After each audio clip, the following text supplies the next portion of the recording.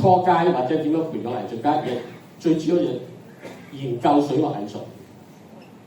香港係一個好忽視歷史嘅地方，唔使記歷史㗎，唔使教喎，記歷史科都話取消嘅，真係好笑。咁我哋香港藝術史喺香港美術史唔係叫藝術史，係人哋寫嘅，唔係香港人寫嘅，都叫做有咁大家都唔滿意嘅。咁但係點解要自己做咧？香港藝術館我唔係想喺度批評政府嘅。香港藝術館長期做顧問，次次都好關心點解唔做香港藝術史。佢有咁多資源，有咁多藏品，每年做一個年代啊，幾年咧就可以做到嘅大廠出嚟噶嘛。話做咁就訪問咗幾個藝術家算數，又冇再交代點做，出佢嘅藏品集出到唔係我哋個年紀啦，即係再前佢鄭維國嗰個年紀之後就完咗啦，之後就冇啦。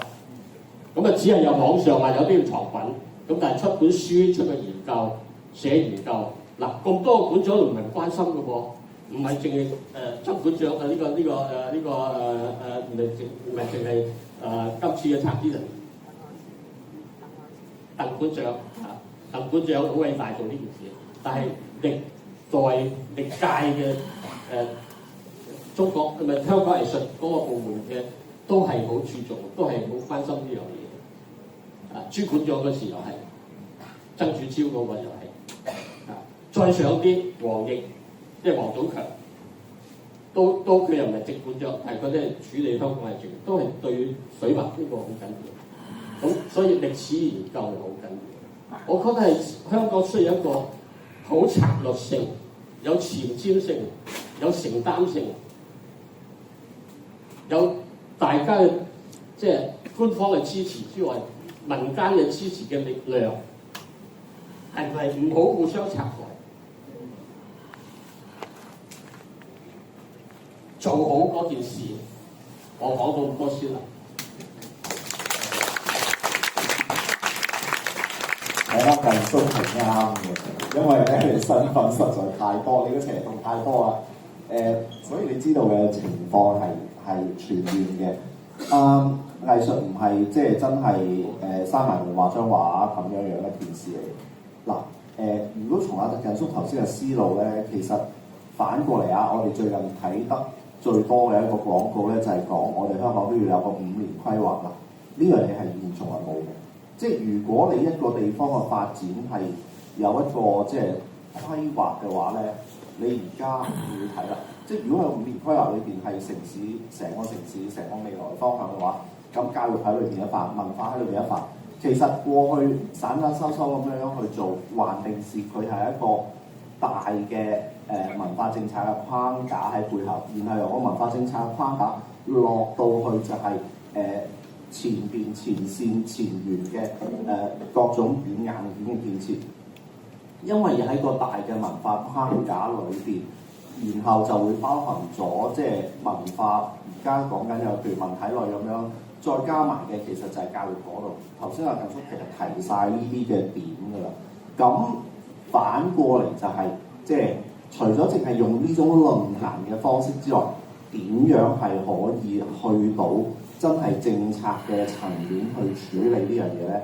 頭先阿近叔講嘅係回顧咗即係過去，其實所謂過去唔係好遙遠嘅，即係明年就回歸30週年。今日我哋設定都係用97做嗰個點。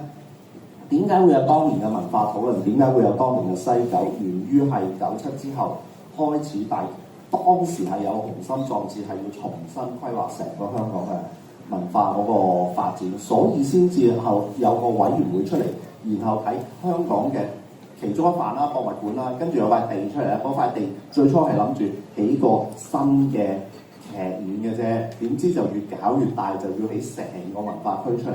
然後文化區裏邊有咩？有博物館，有乜嘢博物館？所以呢啲都係以前阿近叔佢哋有份參與過。我諗除咗近叔之外，威文鳳都有份參與啦。當然即係其實或者大家在場嘅黃陳健興呂風亞兄，你哋都喺唔同嘅階段咧，其實都參與過一啲嘅諮詢也好，或者係提一啲意見也好。譬如以前嘅水墨會咁，佢哋都做咗一啲嘢。咁其實反過嚟啦， 20年過去啦，依然係各有各做嘅，呢個係事實嚟嘅。咁因為點解？因為上面冇一個或者咁講啦，冇一種叫做大方向。即係因為當你個個做嘅時候，館長隨住一代館長轉另一個館長係一樣嘅，一個局長隨住轉另一個局長又係一樣嘅。即係所以再落去就係點解會冇咗歷史？就係、包括喺畫會裏邊都係一個畫會到咁上下嗰代人，即係文或者也好，即係大家各有各自嘅忙也好，佢又係去到某一個位就係一個 stop， 即係嗰樣嘢冇個延續性。如果頭先阿近叔講由80年代嗱，其實中國嘅當代水墨發展絕對係香港人嘅影響嚟嘅，因為喺改革開放嘅時候，第一批上去嘅最近叔同學冇請就上去廣州，劉國松老師咧就去北京，劉國松老師跟住喺80年代初咧帶動咗所謂劉國松旋風，整個中國嘅美院都係興起一片新水墨嘅熱潮嘅。然後同一時間帶動咗85新潮。85新潮一方面係西方藝術，我哋叫西洋藝術嘅影響啦，雕塑啦、版畫啦、油畫啦嗰啲。另一邊咧就係、是、當代水墨嘅發展。然後去到90年代、96年嘅時候咧，就係、是、皮道堅老師佢哋喺廣州搞嘅，即係一個回顧，就係佢哋講嘅，佢哋唔叫新水墨，佢叫實驗水墨。由嗰陣時開始，一路去到2000年，佢哋已經做緊水墨實驗20年嘅一個回顧。佢哋係飛黃騰達嘅20年。嗱，呢啲唔係一個人，係成個國家嘅藝術嘅裏面，無論由院校到藝術家到體制裏面咧，係睇呢樣嘢嘅。咁即係話咧，佢哋嘅力量嗰個集結，然後產生出嚟。你今日講中國講新水墨，或者講現代水墨，或者講一啲叫前衛嘅，或者佢根本唔同你講水唔水墨噶啦。總之有啲人用呢啲媒介做嘢，而喺國際上面有一啲即係好出名嘅、好有領導性嘅人，其實源於發展都係由改革開放嗰點開始，40年啫嘛。咁但係回顧翻我哋40年走咧，會點咧？依然喺度高高低低，依然喺度咁樣樣啦。咁點解咧？即係呢個值得去思考咯。另一樣嘢就話，頭先阿近叔一開始講就話民間力量好緊要喺香港，係過去嘅民間力量咧係主導緊，就係你做展覽啦，你做畫會啦，做呢啲嘢。但係民間力量可唔可以同政府嚟一個可以更加點講咧？更加有建設性嘅一個互動，佢又能唔能夠可以發揮到作為政府一個叫做智囊式嘅一個提議咧？即係呢個其實先前阿近叔講進念，其實過去嗰幾十年嚟，其實阿榮生其實佢不斷就係想做呢樣嘢嘅，但係即係最終個效果出嚟係唔係阿榮生佢哋想要咧，或者佢哋就係咁咧？咁呢個要問翻阿榮生佢哋自己啦。咁但係我哋睇到嘅，即係話如果你要一樣嘢落實嘅，嗰樣嘢個政策個延續性唔係1年2年嘅。如果有一個5年計劃，下一個5年計劃其實一步一步到位。你睇翻中國個5年計劃嘅執行方式，你就明白嗰樣嘢係冇停嘅。如果唔係咧，今日你唔會有咁樣嘅科技，唔會有咁樣嘅嘢，唔會有火箭升空。如果5年做完之後，哇！呢5年嗰個引擎都未做出嚟，你下個5年又話做第二樣嘢嘅時候，邊度有得延續啫？同樣道理，文化都係一樣嘅，藝術嘅發展都係一樣，教育嘅發展都係一樣。所以要點樣做呢個即係咯？呢個係如果你話民間係要思考嘅，唔係淨係思考我哋點樣攞多啲資源，我哋點樣攞多啲錢做展覽，點樣可以同政府溝通到係做一個大嘅方向咧？係咪？有啲成功嘅單位，佢哋點樣可以喺政府度爭取到一個延續性嘅一個政策咧？咁呢啲係值得去借鑑同埋思考嘅。好，我做主持人唔應該講咁多嘢，應該留翻俾你哋嘅。咁我分享下啦，因為都幾多年啦，嗰個地球裏邊啊，做咗11年啦，做咗。我做咗11年西九嘅導遊公司保安，物資還晒啦。咁當然最後結果當然更差人意啦。咁但係咧，我想講一樣嘢，其實咧好多錢擺落去，其實不斷擺錢啊，其實都係只係好似一個為取暖咁樣狀態啦。點樣將香港帶出嚟？其實真係去翻個好 fundamental 嘅，其實大家都講過好多次啦。正香港就係唔可能淨係為咗本地不斷咁樣投資咁多錢去搞展覽，其實應該要走咗出去。但係走咗出去都唔係話只係有去外國搞幾個大場面。而家有㗎，我知而家香港 ETO 都有去外國嗰啲 art fair 裏邊去sponsor一啲活動㗎，我全都知道㗎。但係起唔到一個好大嘅作用。其實要一個好大嘅作用，就係希望我哋而家香港有智者嚇、有能力嘅人，真係要出一本好完整嘅香港藝術大史。而呢本書一定要中英文，一定要去到國際嘅平台，喺個國際裏邊產生到大家對認知香港啊，唔係話影響力一定未有認知香港，咁樣先至可以知道原來香港今天係有咁多個優秀嘅藝術家。呢個一定要做，暫時未有人做到，如果有人做到，一定要擺呢個好多嘅心力落去。但係呢個心力的而且確要來自民間。我明白點解每個館長都唔方便做，因為每個館長其實好大嘅包袱，我都好明白。佢做邊個做 ABC 點解冇 ED 冇 CDE？ 咁但係倒翻轉嚟一個民間嘅力量，最好佢唔係一個藝術家，而係一個完全係一個 creator 嘅角色，或者一個學者嘅角色，用一個好自己認為係大公無私嘅態度。嗱，當然你點做都會有人覺得唔完整，但係唔緊要，都要做一本好完整嘅大書。我相信做一本大書，去咗國際嘅平台，去咗國際嘅博物館，咁嘅話咧，我哋嗰個被認受性咧係第一點。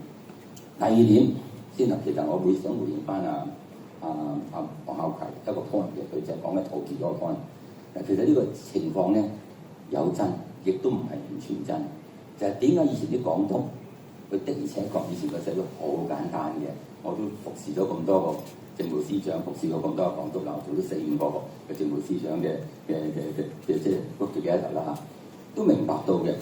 其實以前嗰個港英年代咧，我港英年代開始，我83年喺政府裏邊嗰陣時，我係完全都係同港英年代嗰時同直接同港督可以大家互相溝通到嘅。當時真係好多呢啲咁嘅英國嚟嘅官員，本身佢哋中意藝術。所以變咗咧，佢哋自己放佢真係5點零鐘佢走響卜一仙嗰度嚟逛嘅。佢哋響呢個神涌逛嘅，完全可以見到衛奕信嘅，完全可以見到尤德嘅。今天點可能咧？點解唔可能咧？就但係今天嚟講係好複雜嘅社會，同埋因為我哋喺97之後，我哋整個政府嘅架構已經唔同以前嘅，而家完全係 A.O. 制度。A.O. 制度嘅形成咧係點嚟咧？都係8優、9優、10優生，而嗰啲係唔會出現咗 fine art student 嘅，點會有？全部都係個 MBA 大㗎，個 MBA 佢點會興趣我哋呢樣嘢咧？嗱，我哋好熟，好熟晒我哋啲咁嘅政務司長咁多個我都好熟㗎啦。佢哋真係的而且確係真係唔認識藝術嘅，佢哋只係知道就香港而家好掂，而家係世界排緊第3，不過就嚟排第2啦，就係最大嘅 art market。點解我哋art market咁成功啊？唔係因為我哋出咗好多藝術家，而係我哋真係冇稅。全世界得一個地方冇稅，就係香港啦。所以所有嘅art market都唔想離開嘅，因為佢哋冇稅，就希望一定住喺香港。係咪賣香港嘅畫家？當然唔係啦，佢哋借香港嘅冇稅而去賣全世界嘅作品。不過借香港嘅入單，咁就慳到啦。因為否則嚟講，1000萬一張畫攤300萬稅，咁梗係嚟香港啦。咁但係我哋嘅官員就認為係呢個係一個好好嘅契機，所以我哋做咗一個所謂文化中西之間嘅交流啦。嗱，呢個其實純粹真係出於金錢嘅啫，但係要做嘅倒翻轉頭，真係民間係咪我哋自己要自保翻，我哋自己出到一個大製作嘅書俾人大家知道。嗱，可能要好貴，但係唔緊要，都要做。而家香港嚟緊一本書，我希望見到佢有啲成效啦，我未知就莫家良做緊嘅香港字。香港字裏邊有 visual art 呢個 chapter， 未見到本書，但係咪呢本書能夠普及世界咧？絕對唔會啦，因為正正我哋好多時俾人認為呢啲係主流嘅，或者係叫主旋律嘅作品咧，西方係唔會接受嘅，唔係淨係西方，係全個世界都覺得呢啲係官方嘅嘢咧，佢一定會有一個好大嘅一個鴻溝去抗拒。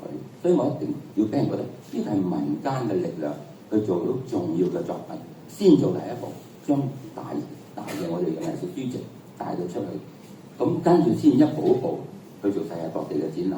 嗱，世界各地嘅展覽其實好多年都做咗好多次啦，30幾年前、40幾年前都打嗰啲聲嚟都做過香港鴨啦。你嗰陣時入咗職未啦？冇用㗎，因為展完之後就各散東西，因為你製造唔到一個所謂嘅即係一個漣漪效應。呢個漣漪效應就係你要真係大家可以互相溝通到，我哋欠缺咗呢樣嘢，我哋唔好親自去同互相溝通，即係擺唔張眼展完就算。世界各地展過香港嘅作品唔少嘅，但係唔能夠做到一個所謂一個 chemistry， 即係一個化學作用。咁希望就係要做呢樣嘢。另一樣嘢就係、我都希望就係、今天呢點我真係發自心內心嘅，無論今日啱唔啱聽，我都希望要聽。就係、今天嚟講，唔好再將我哋好多嘅藝術家佢哋過去一啲嘅思想行為，在今天被定性而去抗拒，唔俾佢展出。因為點我話相當大嘅一個困難就係、如果今天嚟講，大家願意留喺香港嘅，已經明白到我哋一定要面對緊就係我哋自己嘅國家，我哋自己嘅香港，我哋要支持佢，要擁護佢，唔好再計較以前。因為咁嘅話，我哋再不斷咁樣去將一啲有能力、有位置嘅藝術家，仲有一個之前嘅一啲響2019年嘅事件裏邊，去做咗一個界線咧，係對香港係好大嘅傷害嘅。呢、個唔係淨係 visual art，係各行各業咁整個藝術圈裏邊，仲有呢個咁嘅不必要嘅，唔係為自我審查，係令到佢冇得自處嘅機會。嗱，呢一點我係好痛心嘅。我希望今天嚟講，在座聽到嘅話，希望將呢個聲音帶出嚟。今天我哋願意留喺度嘅，就一定要唔好再計之前。今天願意留喺度嘅，我就向前看，唔好再用政治嘅口吻，唔用政治嘅包袱去困擾住我哋。我哋向前看，我哋唔需要用政治去解決問題。我喺呢個角度，我希望大家都有一點大膽啲、開放啲。國家強大啦，我哋應該要包容多啲啦。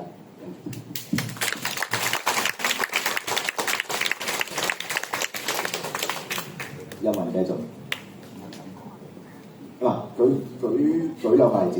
頭先講開雙年展，上海雙年展係一個成功攞到國際注意力嘅中國即係當代以城市作為單位嘅雙年展嚟嘅。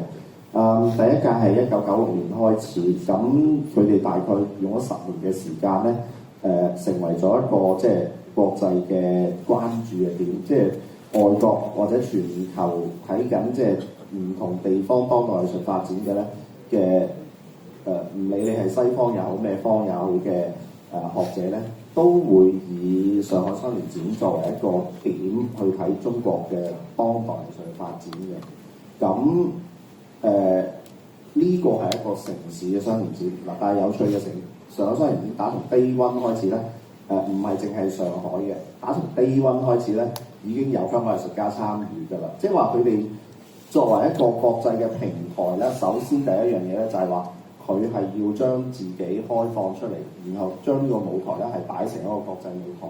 呢個係一個。另外一樣嘢咧就係講緊最近分享中國裏邊嘅佢哋點樣睇，即係過去40年水墨發展咧。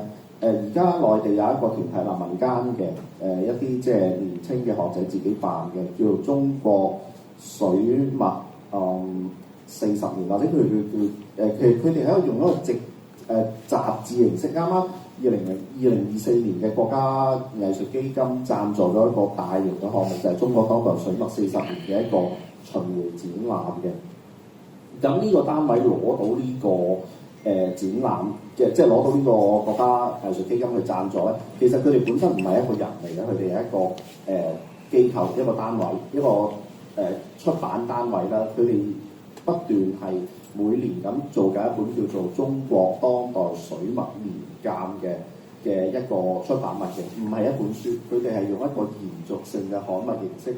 就好似即係以前藝發局出即係年鑑咁，即係藝術系嘅老師佢哋接咗呢個係啦。咁但係佢哋嘅 focus 咧就佢哋唔係打散晒，即係成個香港都包晒啦，或者佢哋唔係咁樣。佢哋只係集中喺當代中國水墨呢個課題上邊去做一個年鑑嘅出版。咁佢哋即係一路做落嚟做咗10幾年。咁其實佢哋點解可以寫到個 proposal 上去攞到國家藝術基金去做一個咁樣大型嘅巡迴展覽咧？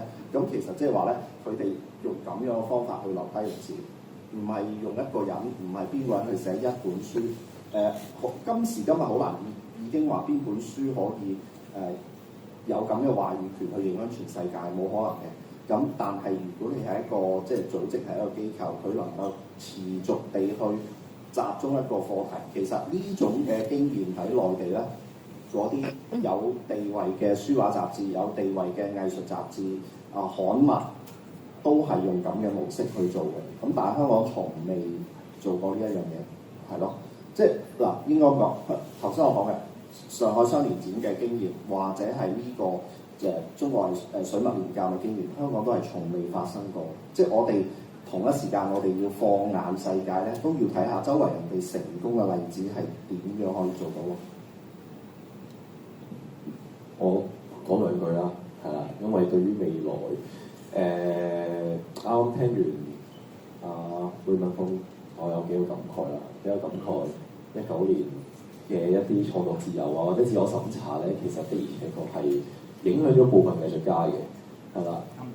今天都係。第二個感慨咧，就係我10幾年前讀書已經開始講緊話香港要有一本即係關於香港藝術家，即係唔單止問香港藝術家嘅一個大書啦，而家都仲未出現嘅，係啦。咁希望我都期待緊莫家良教授嗰本即係香港誌啦。雖然佢嗰個佢係由退休開始研究嘅，咁唔知係研究完未嘅，但係我覺得2-3年嘅時間，可能嗰個我估佢主要係書法嚟嘅，有冇印象？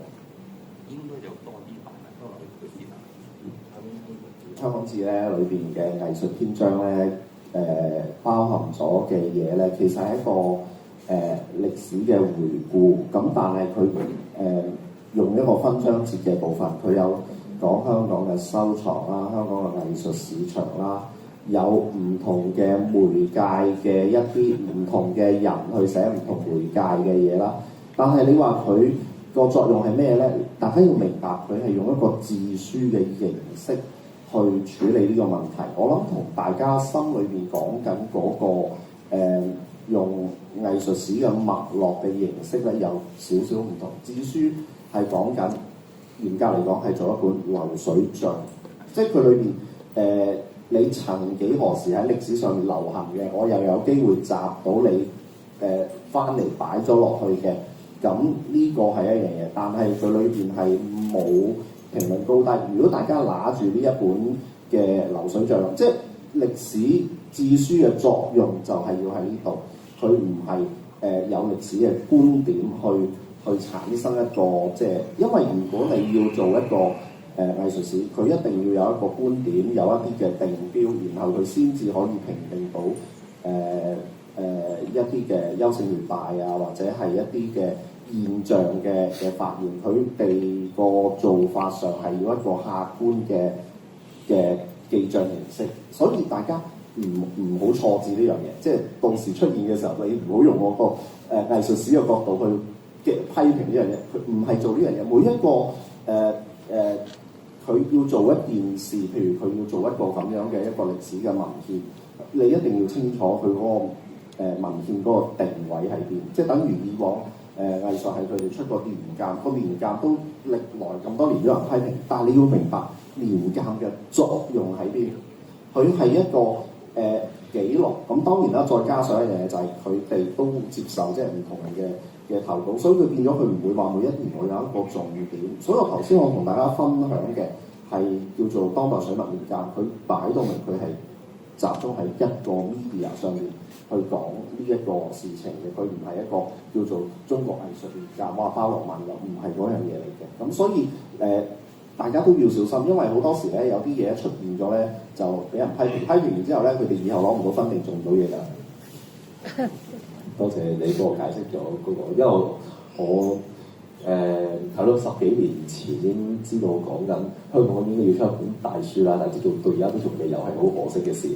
係或者我再10幾年前讀書再早少可能都講緊啦，但係我唔知係咪仲講緊，係啦，10幾年前應該係啦。咁仲有一個感慨就係公開考試嘅狀元可以試下揀藝術嘅，真係係啦。冇錯，其實藝術嗰個滋養，或者係對於即係而家我諗唔係淨係考試，因為可能有時做藝術家有時都會太現實啦，諗好多嘢。所以我非常之即係佩服黃孝葵老師，即係經歷過咁大嘅一個嘅手術之後，即係嗰個動力或者熱情咧不退係我自問真係我都唔知會唔會做到嘅。如果我真係發生啲咁嘅事。係啊，即係我覺得呢個年青嘅一代咧，我覺得係好似呢種咁 energetic 啊，或者係呢種熱情，好似不及過往咁樣。我自己覺得係啦。咁所以我對於即係你話藝術或者水墨啦，將來嗰個發展係點咧？當然要多方努力啦。博物館我覺得係一個好重要嘅平台，可以推動落去嘅。民間團體啦，當然拍賣行或者係畫廊係商業機構，咁我哋嗰個。即係就呢個可能控制唔到，但係我覺得最緊要就係藝術家自己繼續創作，保持翻個熱情。我覺得呢個係最緊要嘅。我講住呢兩句先。好啦，最後1分鐘，我想問下台上有冇朋友仲要有嘢講？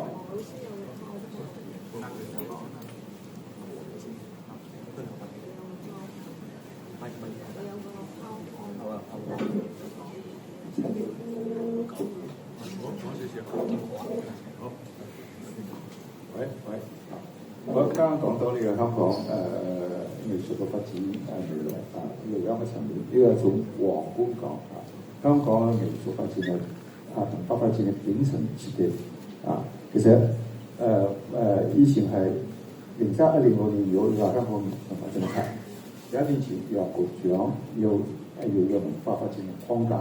其實我係寫過2篇文章係好詳細分析，我自己先去呢輪下。我唔講詳細嘢，最主要一個問題，呢個頂層設計嗰度咧係啲設計嘅人咧係出少嘅藝術文化嘅形式嗰度係要局限嘅，佢缺少咗好多重要嘢㗎。第二咧，佢嘅視野係唔夠嘅，佢唔睇到上海點樣發展10幾年嚟，即係10幾年，而家要100幾間美術館，同埋要2間美術館。大型美術館一間交俾 Tate Modern， 如果佢負責所有嘅展覽，一間交俾奧比度中心法國嘅，要交俾佢展覽。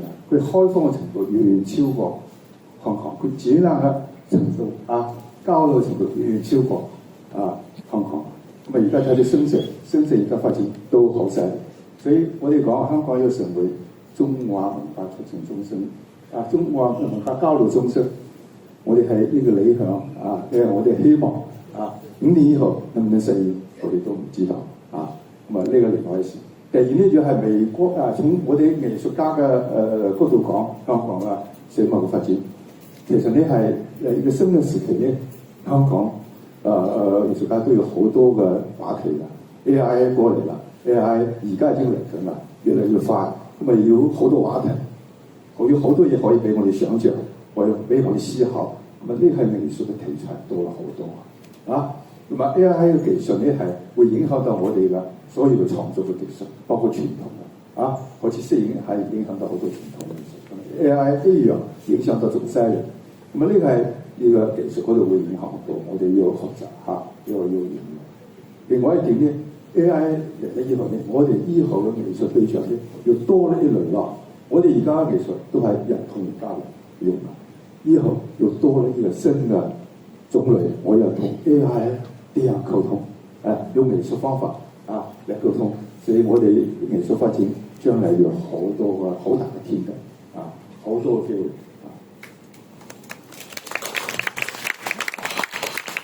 好啦，時間咧就差唔多啦，咁我再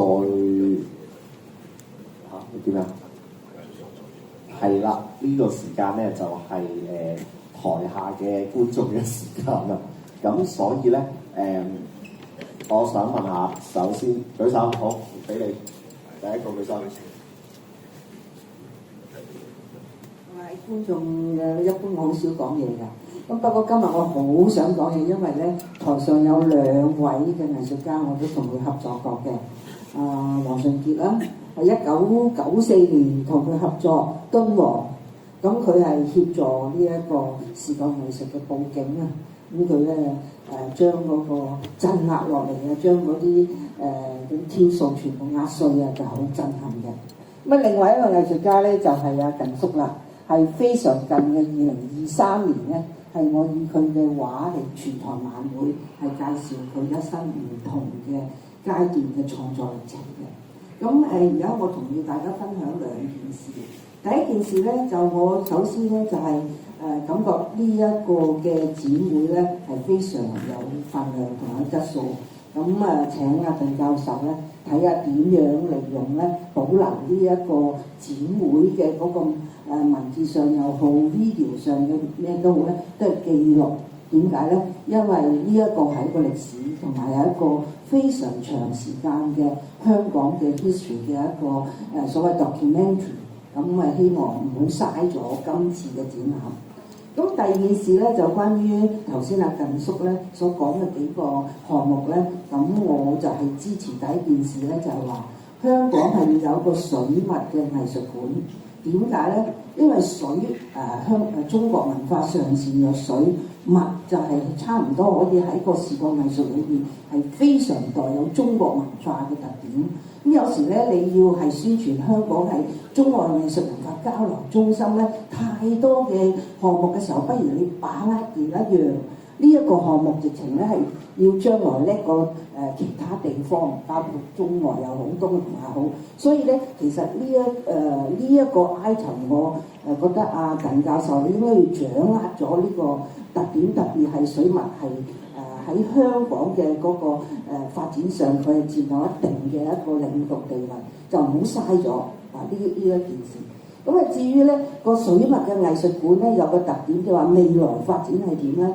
當然咧就係黃淑健生講嘅係 AI， 但係其實我哋首先知道我哋係人，乜嘢嘢都係以人，而我哋嘅所有嘅設計又好，我哋都要為自己，或者首先自私啲為香港人先。咁好啦，水墨係 visual 啫，但係而家我哋已經好興咧，就叫 multimedia。所以未來如果真係好似阿近叔話，我哋真係有個水墨館嘅話咧，呢個水墨館除咗係介紹香港好代表性嘅水墨嘅所謂藝術家之外咧，佢係點樣將由因為呢個水呢個墨如何去摩擦或者俾新嘅年青人啊創作人咧係點樣 stimulate 佢形成咗好多嘅 creativity activity。譬如舉例，點解我會咁講咧？譬如係因為黃淑健先生佢曾經為我哋做嗰個佈景啊視覺藝術，就係我哋舞蹈同佢結合而形成另外一種。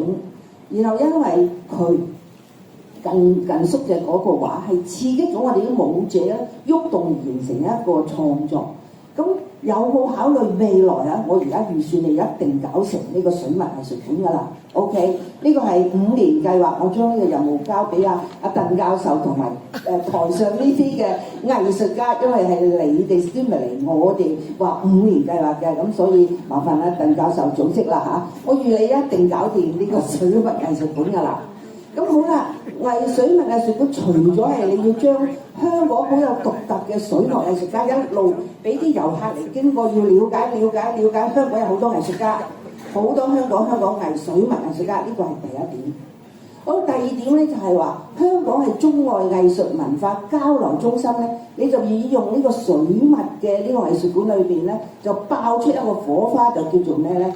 水墨呢個畫或者啲 material 係俾人可以自由創作水墨，可以音樂同水墨嘅呢啲遊客，可以真體同水墨遊客，而形成喺個館裏面有個特色突破咧，就叫做再加埋黃淑健所謂要係咩 AI 又好咩都唔緊要啊呢樣嘢。但係總言之咧，你要與眾不同，要同大陸啊其他啲唔同，你係有一個領導嘅地位。咁呢個就係我俾大家嘅一個所謂5年計劃裏邊嘅 vision and mission。好多謝。係另外嘅觀眾。我覺得咧就因為咧藝術家其實生活咧都好艱難，因為唔係咁容易闖出一條路嘅，又喺個過程中係好艱辛嘅，即係大家做藝術家你都會感覺到，咁所以咧最好有前景，俾嗰啲係中意畫嘢嘅人或者中意藝術嘅人有個前景。就譬如係佢生活嘅時候，嗱你睇下而家嗰個咩劍術嗰啲咧，因為佢攞到獎啊嘛，所以政府就俾好多嗰啲資源佢。咁所以咧，我覺得咧最好咧就係揾到一個資源俾啲藝術家生存，因為佢有生活，咁佢先可以。唔好叫我哋做議員。唔係，咁因為咧。即係藝術家係，即係唔係個個都可以成名啊嘛？因為係中意呢種藝術，所以佢先畫嘢，所以創作。咁但係你點樣可以提高佢哋嘅興趣，或者對佢嘅前景有展望？你呢樣一定要有，咁啲人先會多啲投入落去，咁唔會俾佢扼殺咗。為咗生活我就放棄咗我啲嘢。咁我覺得係應該係要俾藝術家有一個經濟嘅前景 support 到佢哋，咁佢哋咧先可以發展得更加蓬勃。咁至於咧話佢哋想建議咧，就好希望有一個藝術嘅書，即係關於嘅歷史，我覺得係應該嘅。咁但係講咗咁耐都做唔到係乜咧？因為講真，藝術家咧中意創作就中意寫嘢嘅，普遍嚟講嚇，即係普遍嚟講，佢哋係 creative，比較係中意視覺，中意創作，但係對於寫嘢啊，或者同啲做書啊嗰啲，佢哋係唔係咁大興趣。咁所以我係建議咧，即係最好整一個籌委會，一個籌委會係專係 for 水墨嘅歷史又好，藝術嘅歷史又好，即係你哋一定要有一個籌委會。嗰個籌委會裏邊嘅人係要有魄力，佢係要有思維，同埋佢肯揾係我覺得學術性多啲，同埋嗰個領導嘅人咧一定係有藝術眼光，因為佢有藝術眼光嘅話，佢能夠做嘅嘢會比藝術家係唔同啲嘅，咁所以我覺得係咁樣樣，整一個籌委會。嗱，至於資源方面咧，籌錢，中意藝術嘅人就俾錢，即係唔係你多多少少冇所謂㗎，好似眾籌啫嘛，一樣㗎。眾籌啊，即係好似你係啦。即係你中意藝術嘅人，你中意你咪可以捐咯，冇所謂啊！我係想做一個中國歷史或者係藝術歷史啊嘛。咁你想嘅話，你咪捐錢咯。咁籌委會咧，即係一定有認受性。如果佢冇認受性，個個都唔會捐嘅。即係咁樣。另外一個方法就係話揾人寫國家基金籌錢。申請國家基金，但係你一定要揾啲人係專寫。基金啊，一定要自己錢啊！哦，國家基金一定有方向㗎。哦，咁我唔知啦，因為我以為可以寫 proposal，可以籌錢。咁如果呢個方向唔得，咁就諗另外一個方向，因為唔可以淨係得講。如果你哋真係有心嘅話，你哋就一定要整個籌委會，真係啄住嚟做。如果唔係咧，講20、30年你都寫唔到，真係，我就係咁嘅諗法。OK， 係咁。時間上咧，我哋俾多一位觀眾，頭先呢位觀眾舉咗幾次手啊？大家好，多謝咁多位老師。我喺度諗咧，水墨啊嘛，我最近就學寫書法，咁嗰啲墨乾咗咧一片嘅，我成日諗嗰啲係咪 dry film 石墨烯？咁我有時就諗，可唔可以傳電咧？即係嗰塊乾咗嘅墨，可唔可以做啲嘢咧？我哋呢個係一個諗法。第二樣嘢咧就係話，嗰個水同墨係好多互動嘅。咁頭先咧，佢話可以其實點樣咧？可以擺個水缸，一個大啲嘅水缸，我哋滴啲墨落去，嗰種變化係無窮無盡，同埋我哋可以喐下佢，或者俾啲聲落去。咁佢整出嚟，我哋可以印佢啊，好似人哋嗰啲marble art 咁樣印佢出嚟，或者唔印佢出嚟就 video 咗佢。我覺得都係一個interactive art 咯嚇。咁另外咧就係話精英分子咧，唔係淨係去讀medicine， 個個都去讀 medicine。我覺得我哋香港係畸形咗嘅，好多engineer 嘅嘢，我哋好需要啲精英，真係好需要。咁但係嗰啲人唔去讀喎，就去晒去 medicine。我哋點樣去鼓吹啲人去轉科去讀 STEM 嘅嘢咧，同埋翻 art 嘅嘢、STEM 嘅嘢、art 嘅嘢？咁我覺得係喺我哋教育制度係真係出現咗問題，因為我哋係全部以嗰啲學科嚟去做一個 yardstick， 其實唔可以咯。好多天分嘅細路仔，真係佢唔係淨係可以計數或者係寫嘢。外國有個10歲嘅細路仔做時裝設計家，佢10歲嘅，但係鼓勵咗佢。咁我哋香港嘅教育制度係要有改變嘅。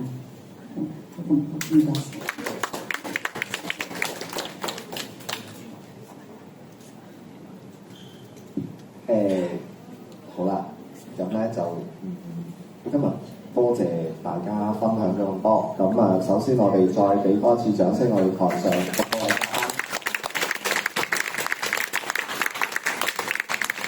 各位都俾下掌聲，你哋自己坐咗咁耐，辛苦大家。係啦，咁打時間個展覽咧就好快完嘅，因為呢度係啊23號好快嚟緊㗎啦。大家難得嚟到打時間咧，睇展覽，好多謝各位。嗯。